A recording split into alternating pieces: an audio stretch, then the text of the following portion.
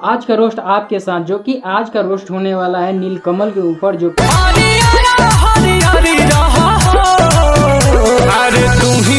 कि नीलकमल आज की डेट में देखा जाए तो भोजपुरी का नंबर 1 सिंगर बन चुके हैं और ट्रेंडिंग स्टार जो कहा जाता है खेसारी लाल को। अब ट्रेंडिंग स्टार खेसारी लाल में तो नहीं लग रहा है, लेकिन नीलकमल में ज़रूर लग रहा है। और देखते हैं कि आज का जो रोस्ट करने वाला हूं उसमें कितना बड़ा सच्चाई, और कमेंट करके ज़रूर बताना, क्योंकि मैं नीलकमल का जीवनी के बारे में बात करने वाला हूं और उनके सक्सेस के बारे में बात करने वाला हूं, किस तरीके से ये एक सुपर स्टार की दुनिया में सक्सेस पाए थे और किस तरीके से ये अपना स्टारडम शुरू किए थे, इसी विषय पे बात करने वाला हूं। तो इनका पहला गाना, जो कि नीलकमल का पहला गाना सुना देते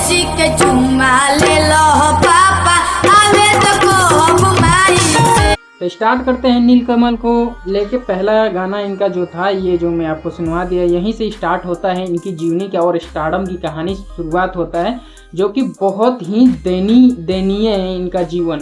और बताया जाता है कि हर कोई इंडस्ट्री में आता है तो इस तरीके से तो भाई आता तो है, लेकिन उनके अंदर जितने ये संघर्ष, कंट्रोवर्सी और बहुत सारे चीज़ का सामना करके आए होते हैं, तो देखते हैं कि क्या होता है। तो पहले बता देता हूं कि बताया जाता है कि 11 साल की उम्र में नीलकमल ने पहला गाना ये वाला स्टार्ट किया था, जो कि सुपर डुपर हिट हुआ था। और पहला गाना इनका बहुत ज़्यादा कैसेट के ज़माने में बहुत ज़्यादा बिका था और उस समय से थोड़ा सा ये मंदा हो गया था, लेकिन मंदा मतलब कि थोड़ा सा इंडस्ट्री से दूर हो गए थे। लेकिन फिलहाल देख तो नीलकमल जब 11 साल के थे, अपने गाने लॉन्च करने से पहले, ये बताया जाता है कि इनके मतलब कि घर में विश्वास नहीं था कि इस तरीके से ये वायरल हो जाएंगे, एकाएक इतने बड़ा ये सिंगर बन जाएंगे। लेकिन फिलहाल ये जब 11 साल के थे तो ये अपने पापा के हारमोनियम बजाया करते थे। पहली बार वो अपने पापा के हारमोनियम बजाए थे, जो कि 1 घंटा में, बताया जाता है कि 1 घंटा में इन्होंने हारमोनियम बजाना सीख गया था। और प्लस में जो कि 1 घंटा में कोई सीख जाता है, मतलब समझो कि ये साक्षात सरस्वती माँ का मतलब इन पे आशीर्वाद था। 1 घंटे में हारमोनियम सीख जाना और पहला गाना इनका भोजपुरी इंडस्ट्री में आता है, वो सुपर डुपर हिट हो जाना, वहीं से इनका स्टारडम का शुरुआत होता है।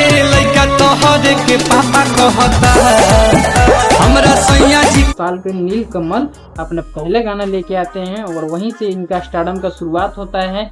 और धीरे धीरे जैसे पड़ाव चढ़ते जाते हैं, सीढ़ी चढ़ते जाते हैं, तब एक इनको मतलब कि धीरे धीरे ये मतलब बढ़ते आगे बढ़ी जाते हैं। बढ़ने के बाद फिर इनको मुलाकात होता है खेसारी लाल, जो कि ट्रेंडिंग स्टार कहे जाने, उस टाइम समय के ट्रेंडिंग स्टार कहे जाने वाले खेसारी लाल से मुलाकात होता है। खेसारी लाल के साथ जाते हैं और अच्छा खासा ये म्यूजिक भी कंपोजर हैं, टून भी अच्छा खासा देते हैं। तो खेसारी लाल अपने म्यूजिक के लिए थोड़ा सा एक टून मांगते हैं और म्यूजिक मांगते हैं, तो इन्होंने देते हैं, वो भी सुपर डुपर हिट होता है। जो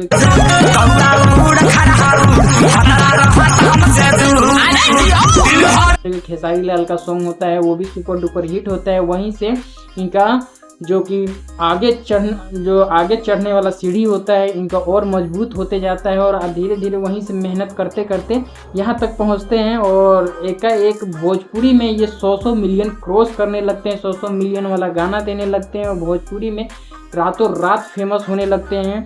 और पहले तो इनका भोजपुरी में ही गाना बजता था, लेकिन धीरे धीरे यूपी, बिहार, झारखंड और अन्य राज्यों में भी बजने लगता है गाना। फिर एक समय आता है जो कि इनके जीवन का सबसे कठोर समय आता है, जो पूरा संघर्ष वाला समय आता है कि एक ये स्टेज शो करते हैं। और स्टेज शो करते समय इनसे क्या होता है कि स्टेज शो कर रहे थे, उसी समय इनका भाई का तबीयत ख़राब हो जाता है और भाई का बहुत ज़्यादा तबीयत ख़राब हो जाता है। फ़ोन आता है इनको, तो ये सोचते हैं कि धीरे धीरे स्टेज शो ख़त्म करके फिर चलते हैं, यहाँ से निकलते हैं।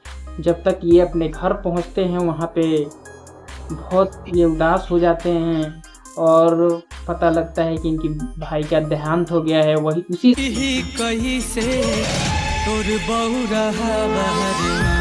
समय से नीलकमल स्टेज शो करना मतलब कि बहुत कम कर देता है, लाइव स्टेज शो नहीं करते हैं। अभी भी आप फिलहाल देख लोगे तो नीलकमल का लाइव स्टेज शो नहीं आता है। यही कहानी होता है कि मतलब ये अपने भाई खो देते हैं, जब बहुत ज़्यादा बीमार थे वो उनके भाई, और उसी टाइम से ये थोड़ा सा मायूस हो जाते हैं और भोजपुरी इंडस्ट्री से ये 2 साल के लिए दूर हो जाते हैं, थोड़ा सा मेंटली डिस्टर्ब हो जाते हैं। इसके वजह से ये थोड़ा दूर हो जाते हैं। दूर होने के बाद कहा नहीं जाता है कि जब दिल पे चोट लगता है तो दिल से जो आवाज़ आता है ना कहीं वो किसी न किसी को सुनाई देता है। जब इसी दिल पे चोट लगा था नीलकमल को, तो नीलकमल को चोट लगा था, तो उसके बाद जो कमबैक करते हैं नीलकमल 2 साल बाद भोजपुरी इंडस्ट्री में, तो एक पहला सैड सॉन्ग लेके आते हैं जो कि उनके दिल से जो आवाज़ निकला हुआ था, तो वो भी मैं आपको सुनवा देता हूँ। ये रहा।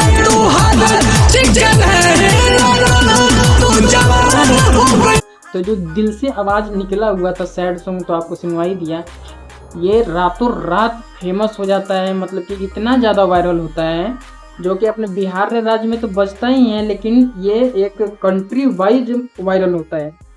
कंट्री मतलब बोला जाता है कि वर्ल्ड में ही फेमस हो जाना, वर्ल्ड में हर तरीके से ये गाने बजने लगते हैं। और रातों रात नीलकमल का ये स्टारडम इतना तगड़ा तरीके से मतलब कि उछाल मारता है, और वहीं से नीलकमल हर सप्ताह 100 मिलियन क्रॉस वाले गाना देना शुरू कर देते। जब डोली उठेगी मेरे यार की वो संभल जाता है कि नीलकमल का जो जीवनी है बहुत कठोर में बीता हुआ है, और धीरे धीरे उस जर्नी से जहाँ मतलब कि इनको 6 महीने हो गए होते हैं 100 मिलियन का क्रॉस वाला गाना, फिर इनको एक फिल्म में काम मिलता है जो कि खेसारी लाल का फिल्म होता है, और उसमें काम मिलता है, और उसमें अच्छे तरीके से ये अपना काम करते हैं। और उसमें 1-2 गाने भी था जो कि नीलकमल का गाना था, वो भी अच्छा खासा स्टैंड किया था, वो गाना बहुत अच्छा खासा बाजा था, और